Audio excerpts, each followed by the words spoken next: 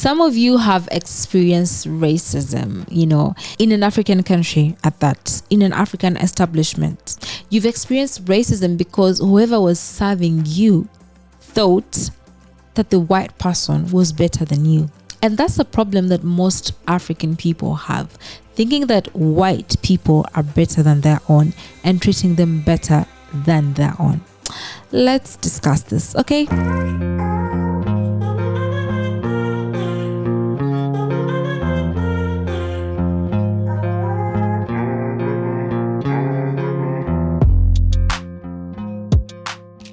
Hi, my name is Janita Maaya. Welcome to my YouTube channel. I'm so glad you're here.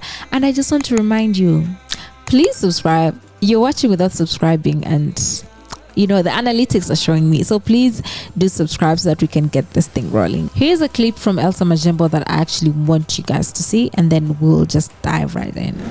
Africans in Africa, you treat white people better than you do Africans, and you need to stop that shit. It is such disgusting behavior. I hate the special treatment white people get in Africa. Like, literally, ass kissers, the lot of you. I remember this one time in Cape Town, I wanted to get a table at a restaurant, and my friend was like, oh, remember to use your white voice so that they don't tell you that the place is booked out. Sorry, I have been to places at the club. Literally, there's a line of black people, Africans.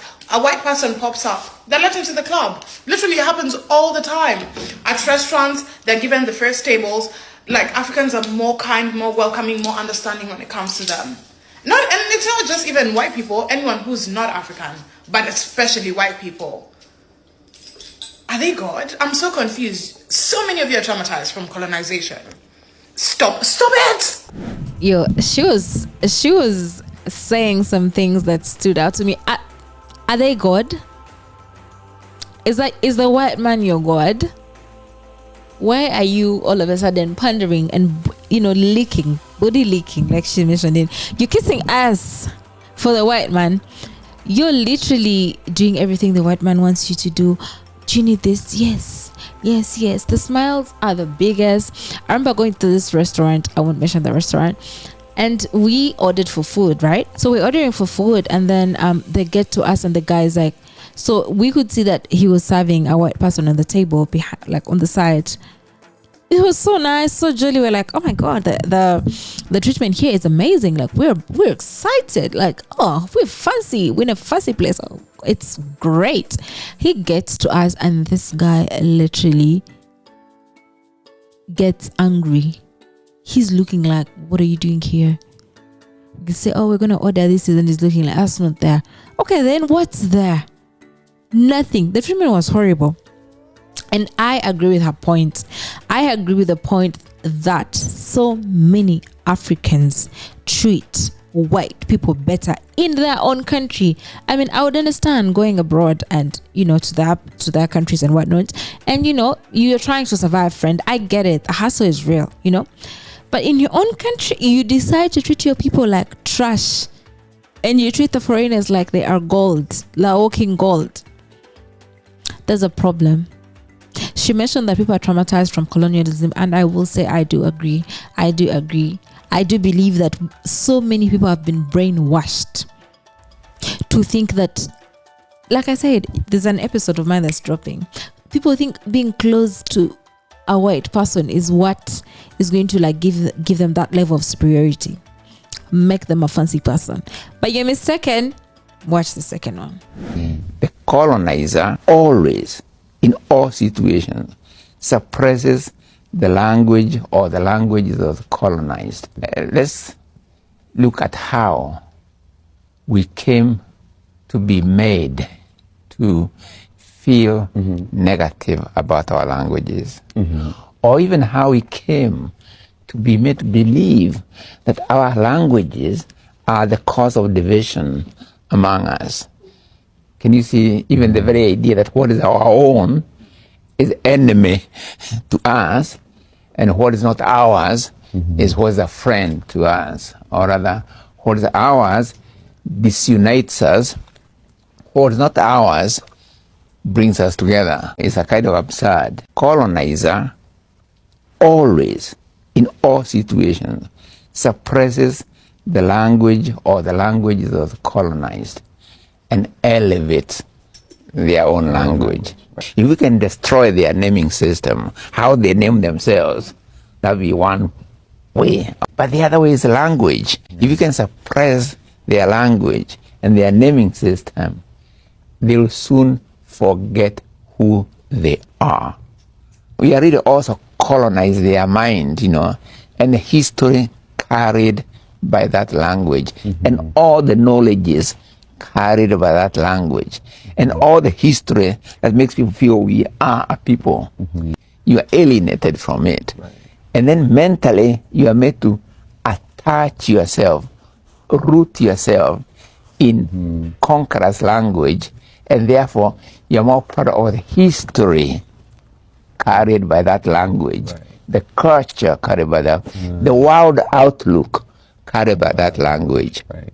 Now, if you know all the languages of the world and you don't know your mother tongue or your first language or the language of your culture, then that is surely self-enslavement, But if you know your mother tongue or your first language, then add all the languages of the world to it.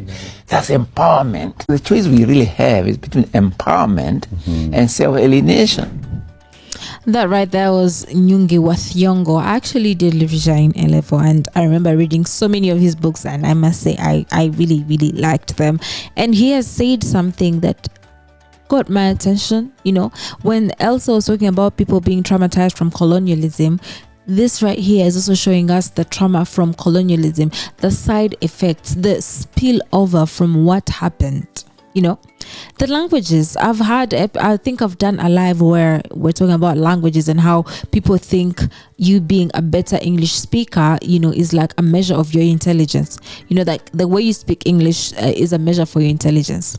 There are people who think that way and they exercise that notion or idea in their day-to-day. So in 1757, Britain increased its control of India. India was also colonized by the British, but they never changed their language. They never made English their main language. They conduct business in their language. Their language. I feel like if you didn't know one of their languages, you would be so lost when you go over there. But it's Africa where, oh no, we need to switch the way we do our things. We need to move from this language and heading over to that language, and do what we can do with that. Because looking at our local languages, we look at them as some like they are barbaric or so traditional, and you don't want to be affiliated with that. So you must speak English. And I know it's very ironic because I'm speaking English right now, but that's the way most of you will understand me, because I have to find out how to communicate.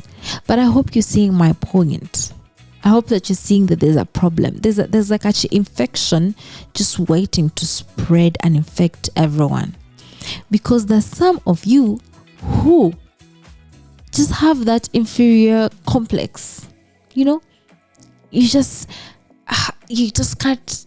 You just need someone to be better than you for you to live life, and that needs to end. Africans must stop calling their fellow Africans illegal immigrants. What is wrong with the Zimbabwean owning a spaza shop in South Africa? What is wrong with the Kenyan owning a Danfo or a bus in Nigeria? What is wrong with the Somali owning a fish quarter in their Sake Lake in Ethiopia? Let us not use the issue of migrants as scapegoats to our own problems in our own countries.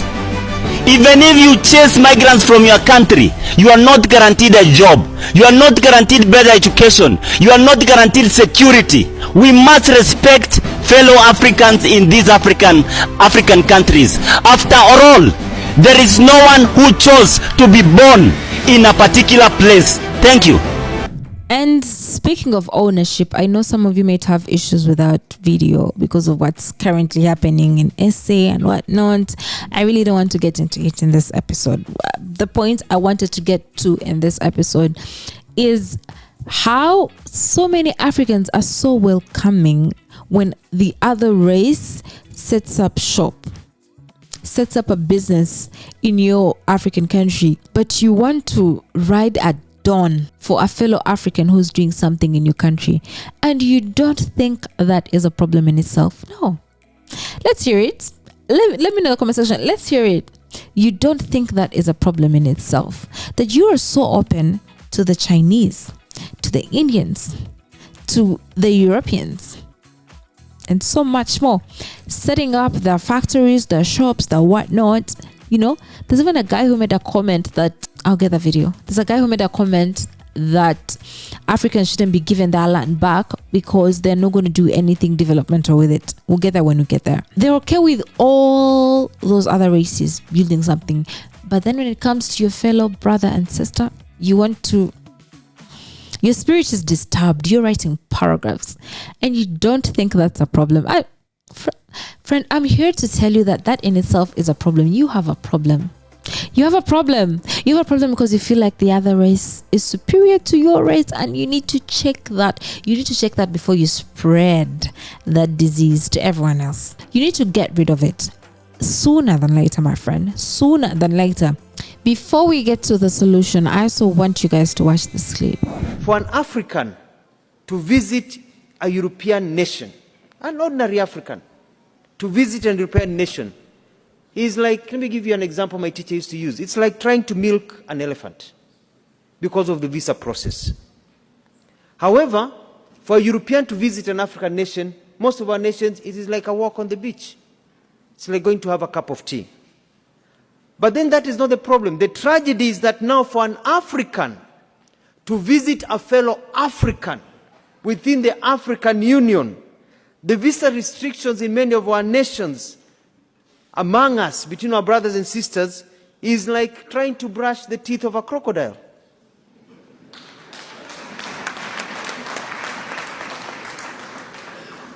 They came, divided us, and they have taught us to keep each other from each other. Them, they're mingling with each other and making money and growing, but they have taught us to hate each other. But for us to really enjoy the true economic benefits of the Africa Continental Free Trade Area, we need to behave like the Europeans and allow for the free movement of people and trade. To this end, in our contribution to this continental aspiration, Kenya is committed to progressively, and we are moving very fast by the end of this year, to abolish visas to citizens from African Union member states to make it easier to invest and do business in Kenya and across the continent. We are going to open the borders of Kenya. We do not fear our fellow Africans. Come, travel to Kenya. Live, do business in Kenya. Trade, make money in Kenya. And we hope we'll get reciprocity with the rest of you. Let us open our continent so that we can make money and live together. Let us remove the shackles of colonialism that are still embedded in our heads and be able to move forward. Need I say more? I feel like I'm bringing all the evidence. I'm telling you guys what's on ground, and he is so right. Like when we talk about travel in Africa too, like that in itself is a. Do you know that it's expensive to travel within Africa than it is if I wanted to go to Dubai? So that's a big problem right there. The fact that traveling within Africa is made difficult for a fellow African, but traveling within Africa for a foreigner or the other race is so easy. Like the ability for them to get visas is so easy, but when you think about an African getting a visa to a whole to another African country, that in itself is a problem. And what's the solution to all this? I mean, I've been rambling about everything, but let's get to the solution. Watch this clip with me. What do you say to some of the people who say, you know what, we love what the EFF is doing, but the manner in which their leader speaks about foreigners, so to speak, somehow dissuades us? Don't vote for me. I don't want that vote. I don't want a xenophobic vote. I love my African people. The same way I love my mother and my grandmother. I'm in love with Africans. Africans are hated everywhere. You go to America, the black skin is a source of hatred. You go to UK, a black skin is a source of hatred. You're asking me to join in the hatred of black people. I know what the hatred of my skin did during apartheid. I'm not going to do that. I'm not going to be asked that I should stand at the border, at the fence between Limpopo and Zimbabwe and block a mother who's carrying a child, only crossing to get a medication in Musina and going back to Zimbabwe because there is a problem in Zimbabwe. I refuse to join that chorus. And if that will not make me the president of this country, I'm happy that let me die with my conscience being clear than being a president who has emerged through selling out his own soul. Nobody asked me to feel like this. Yeah. I feel very strongly about black people. I feel very strong about African continent. And I would rather not be a president because I know for a fact that this is an establishment that is spreading this anti-blackness that we experience everywhere else. It's not true. There's jobs in the restaurants. There's Lesotho women who are working in our houses. Yeah. Our sisters don't want to work there. They've gone to schools. They want quality jobs. Not that they look down on these jobs. They are saying, I cannot, with a diploma, with N6, with qualifications, go and be a domestic worker. Yeah. We want more. Who wants to go and work and be paid with wine in the Cape Farms? Who wants to do that of South Africans? Yeah. Let me and you take trucks and buses now and go and fetch those foreigners who are working there during harvesting season in the Cape wines. Let's go and take them. And let's see what's going to happen to those Cape wines. All of those grapes are going to get rotten because our people will never agree to work in exchange for wine. Never will I. Nothing will persuade me. Not the results of the elections, not a gun on my head, not any form of intimidation will persuade me to hate on black people. I will never hate on Africans, not even for votes. Do not vote for me if you don't love Africans and you want me to hate them. I won't do that. I think you've very, Yes. you've even become emotional. You've heard it from the man himself. We need to love one another because as Africans, we are hated everywhere. So why would an African be hated in their own country, in their own continent? It really does not make sense. So guys, we need to come together as a group of people. We need to have more respect for each other, more love for each other, and recognize that, hey, you are my brother, you are my sister, and I love you, and I'll look out for you, and I'll treat you better, you know? Not to say treat the other people poorly, but like treat everyone nicely and do not just discriminate and decide when you want to be nice and when you don't want to be nice. That is just not nice. All right, guys, we've come to the end of this one. Let me know what you think in the comment section. I'd love to hear what you have to tell me. And yeah, please subscribe. I'm singing subscribe, but subscribe. Make sure you like this video and please do purchase some merch. Okay, some good shirts. Get yourself one, and let me know if you did get yourself one. I would love to reach out to you and give you a shout out if you buy a shirt. But yeah, thank you so much. I'll see you next time. Bye.